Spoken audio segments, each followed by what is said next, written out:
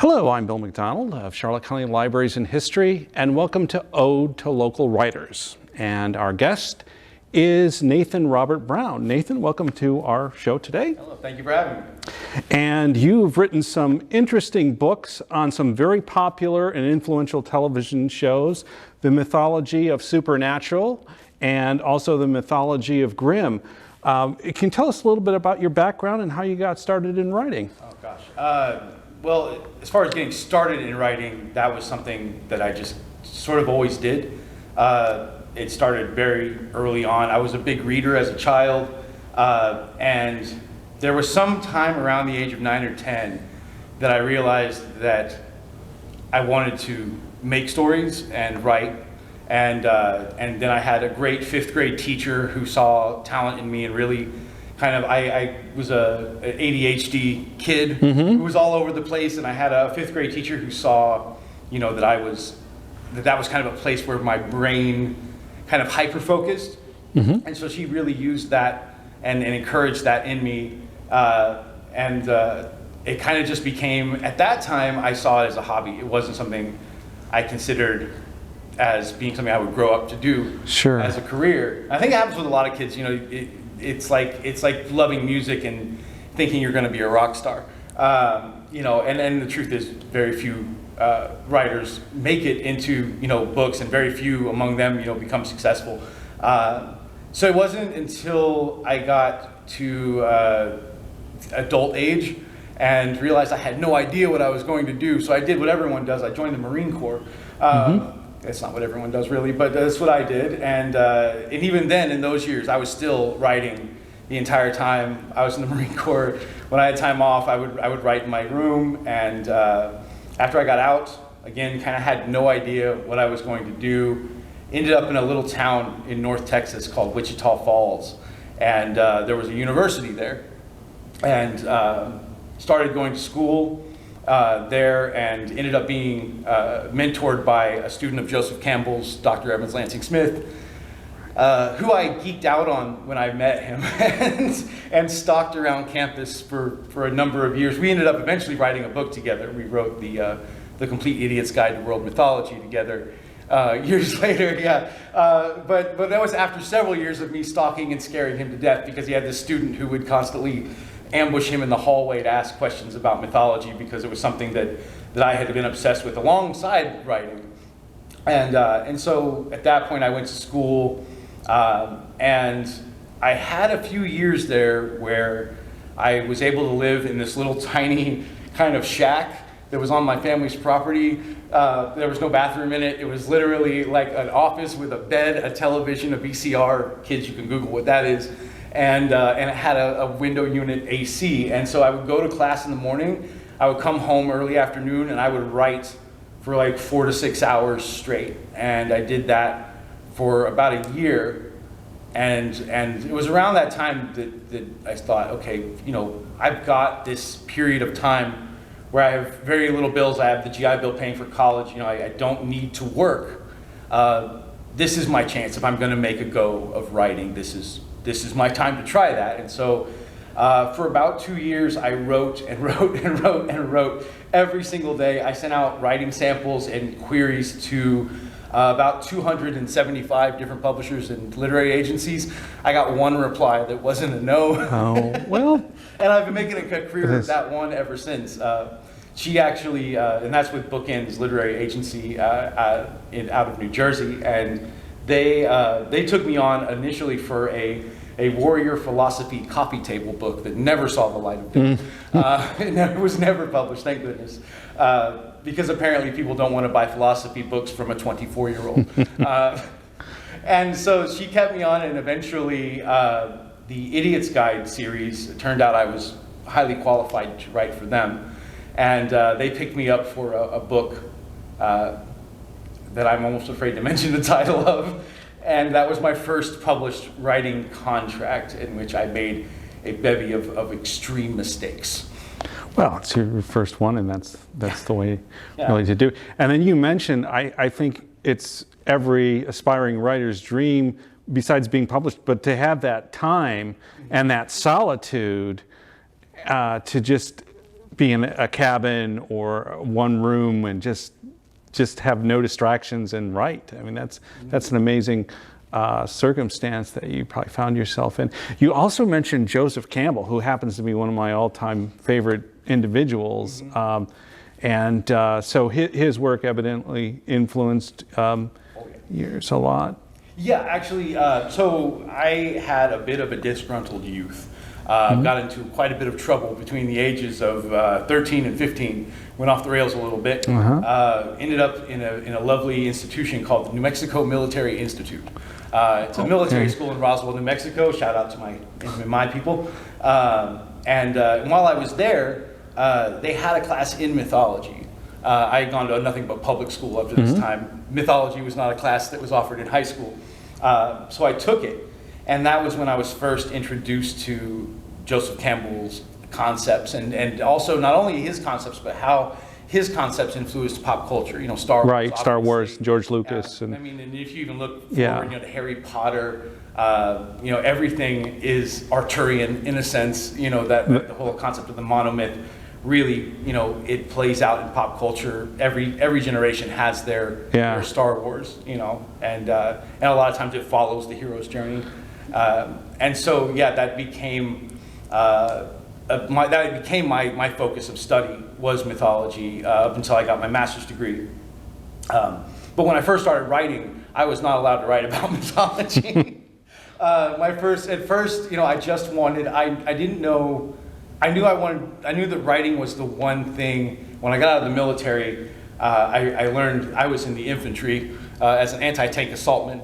My job was blowing things up for like 4 or 5 years. So when I got out, I realized those weren't really skills that transferred, to the civilian world. And the one skill that I still had was writing. So I knew, I wanted to figure out a way to make a living writing, and I didn't care how I did it. I wanted to write books, and so, like I said, that was what I focused on at first. And my first foray into publishing was I'm almost afraid to say this because I don't want people looking for it, but it was the Pocket Idiot's Guide to Surviving College.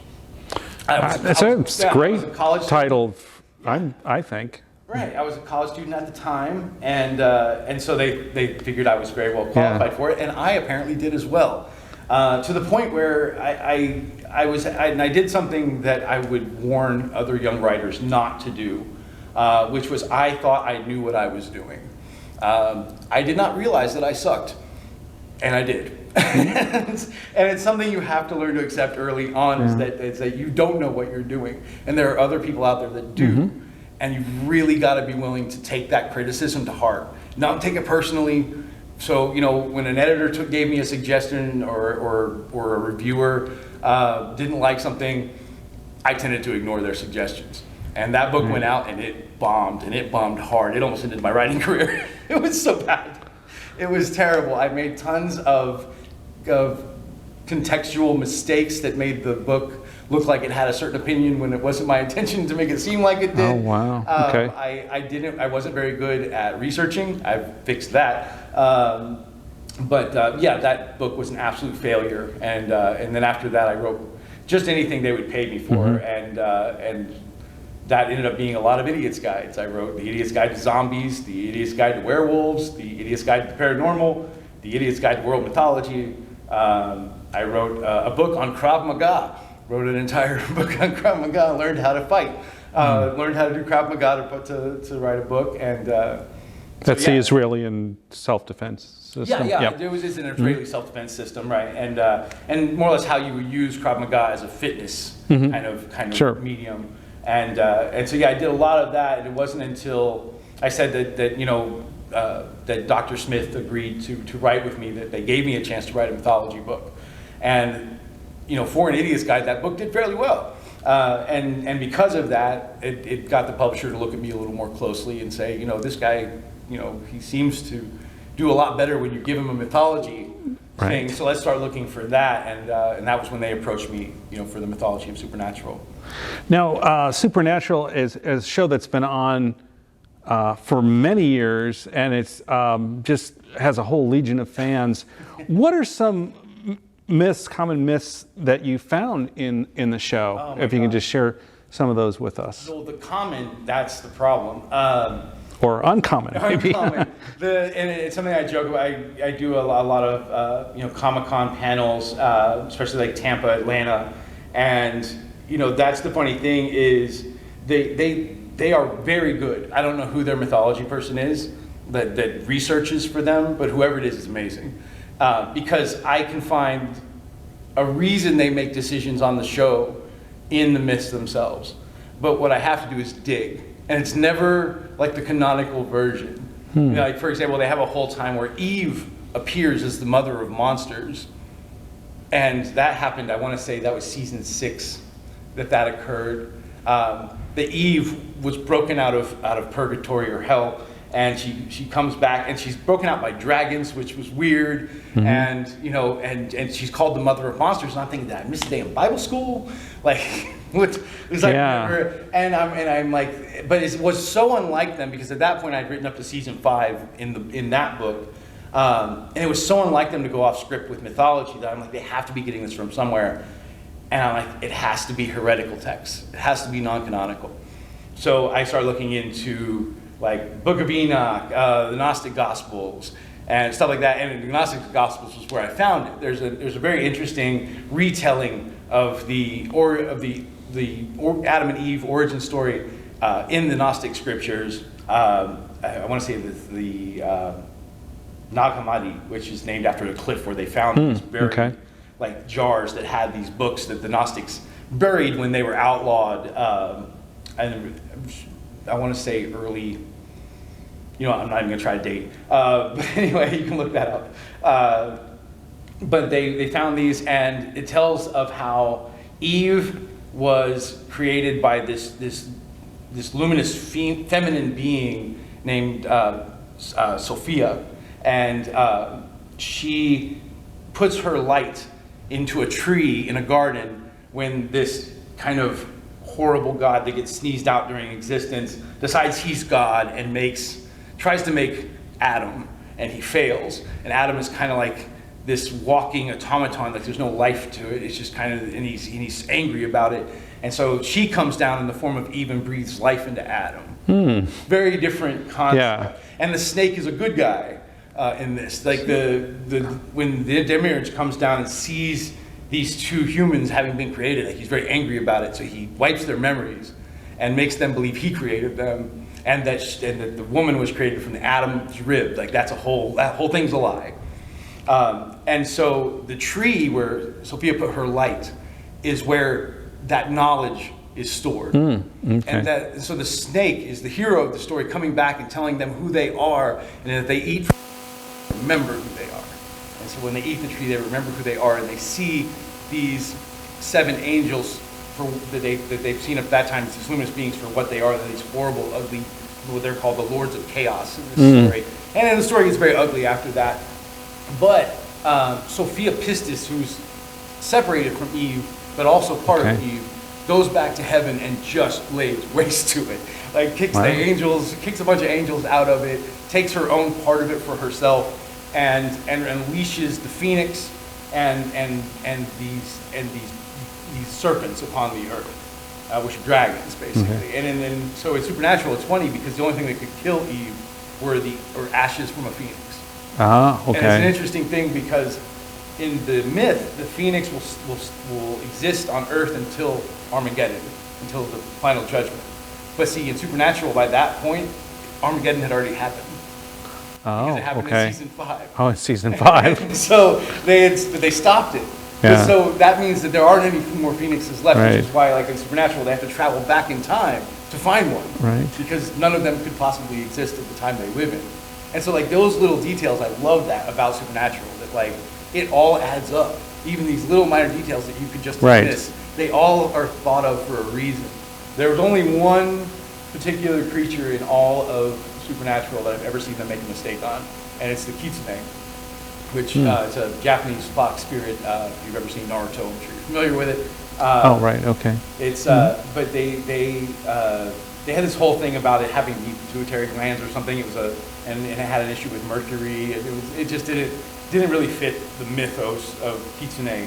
And plus, it's a Japanese spirit, and it wasn't really portrayed as that. It was just portrayed as a monster, not really of Japanese origin. So, like that was, but all in all, aside from that, like one minor hiccup, like all through Supernatural, they've always fit mythology in some way, shape, or form.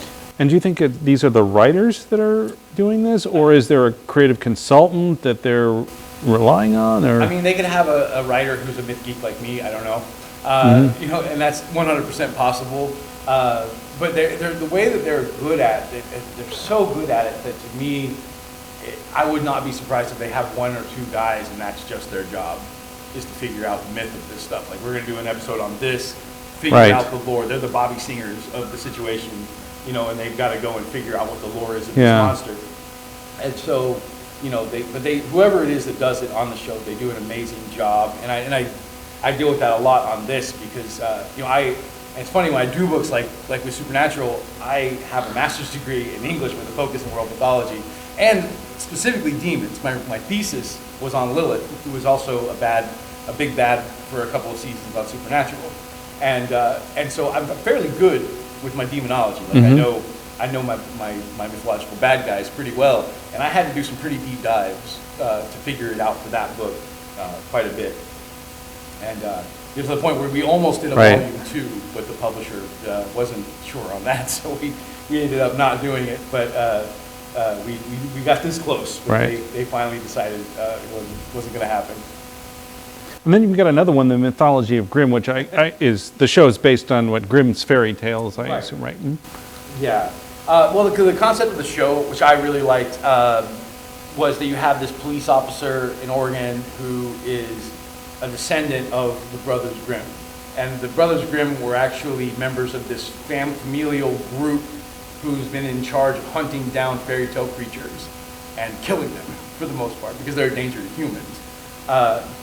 But he comes to realize that not all of them are like that, because unless you're a Grimm, you don't see these people. They fit in to everyday society, but they might be like a blue baden, which is a wolf, like what you would see in like Little Red Riding Hood or the Three Pigs. And they have pigs, and they have, ice beavers and bees, and like all these different fairy tale creatures that exist. But if you're not a Grimm, you can't see them. They just look like a person to you. And so that one, I actually was able to have a lot more fun with.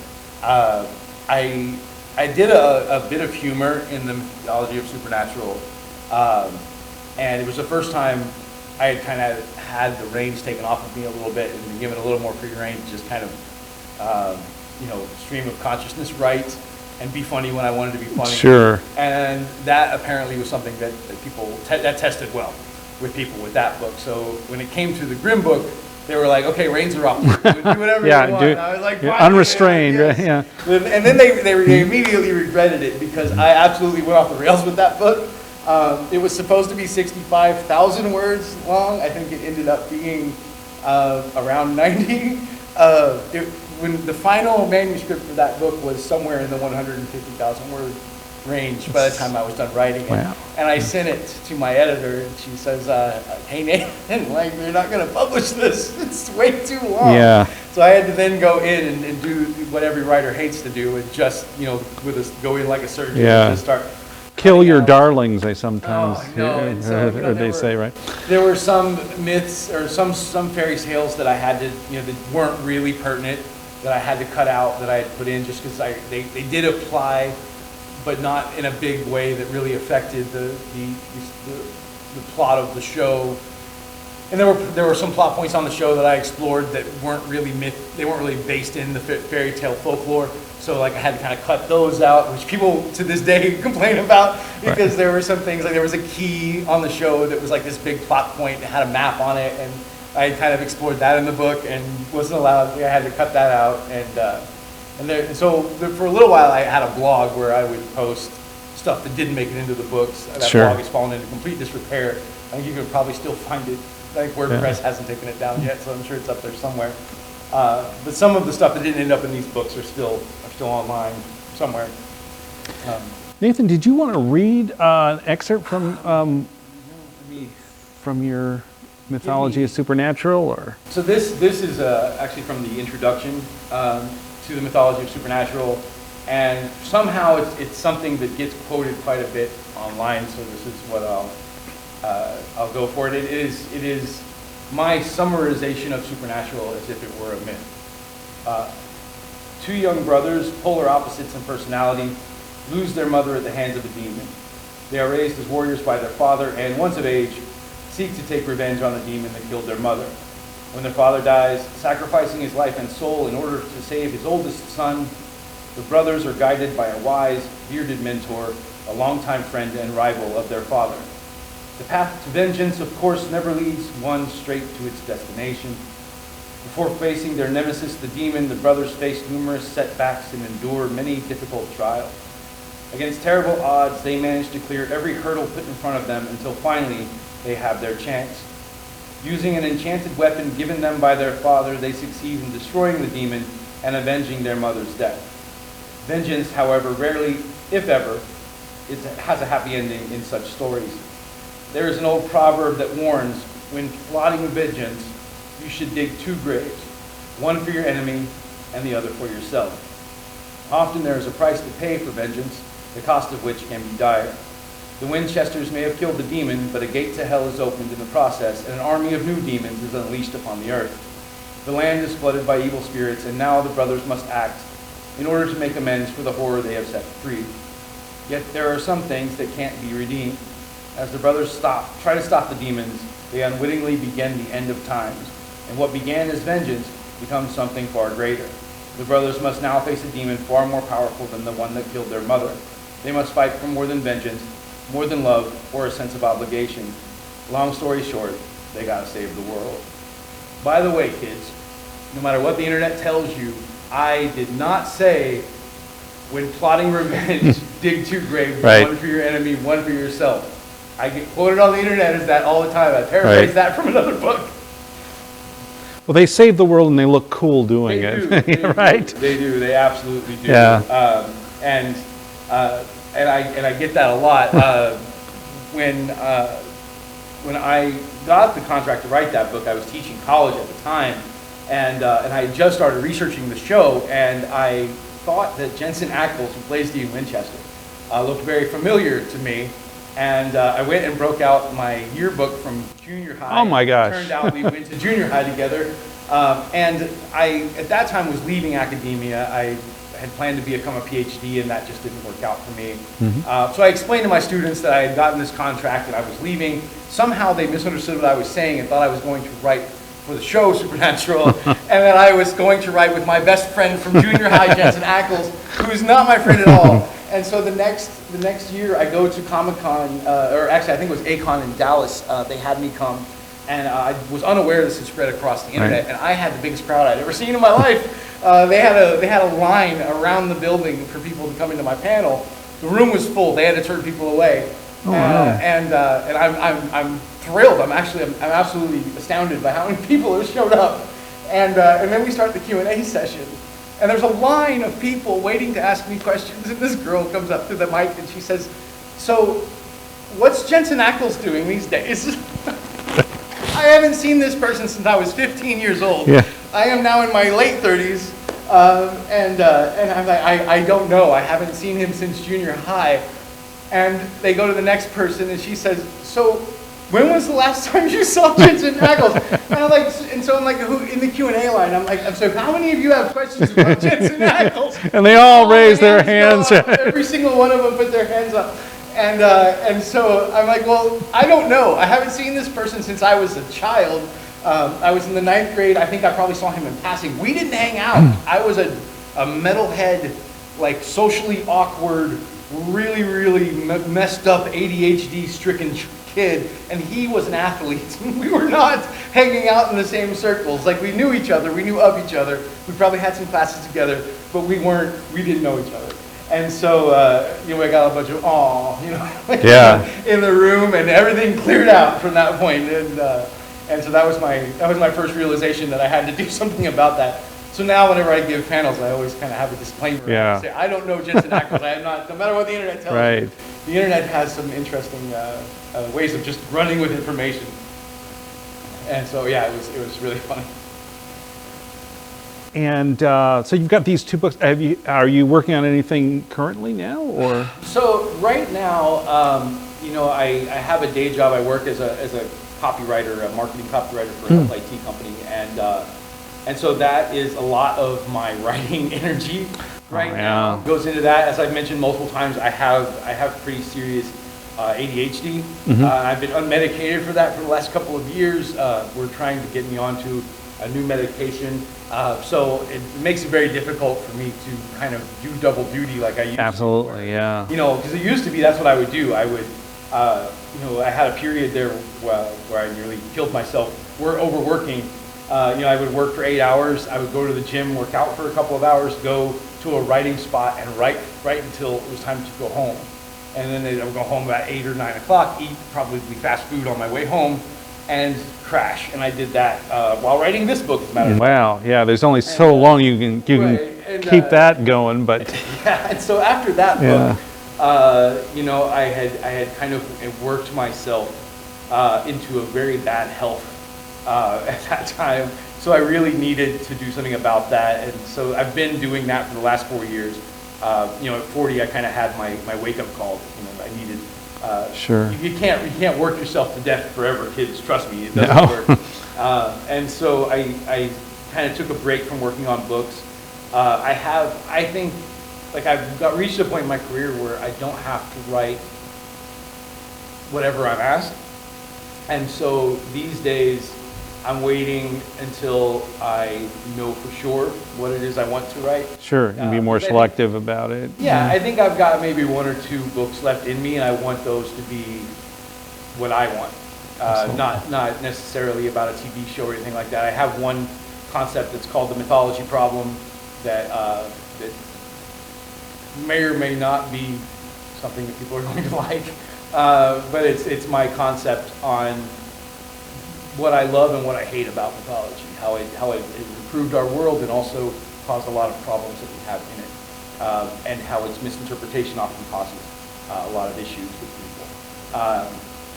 And then I have also, I absolutely fell in love with fairy tale folklore by writing that book, and so I very much want to sit down and do another deep dive into lesser known Grimm fairy tales, because I find that when you really want peak madness, like peak insanity, that's really like some of my favorite stuff, is the stories that people aren't aware of. You know, there's one, and I think I fought to keep it in the book, and I'm pretty sure it's still in there. There's an absolutely mad story that I love called Donkey Cabbages that I do not have time to summarize here. Sure. It's extremely long, but somehow I managed to keep it in that book, and it's absolute insanity. You know, there's betrayal, there's witches, there's people eating cabbages that turn them into donkeys, people eating cabbages that turn them back into people. Like there's all kinds of crazy stuff happening, and I absolutely love it.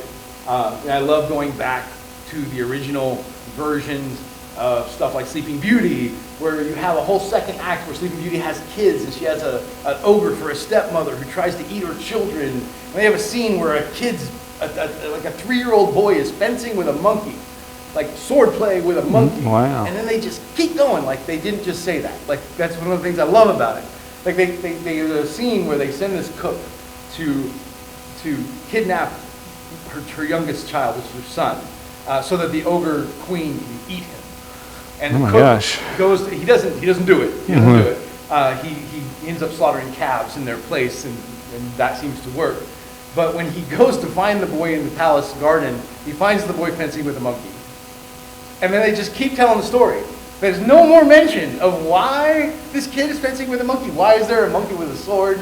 Like, my brain, when I read Fencing with a Monkey, my brain went to all sorts of amazing places, and this story just left me hanging on that. But I love those little, just absolutely insane tidbits that end up in fairy tales. So there's a book that I really wanted to sit down and really write a book that gives that wonderful examination of just how absolutely batsy insane these fairy tales are.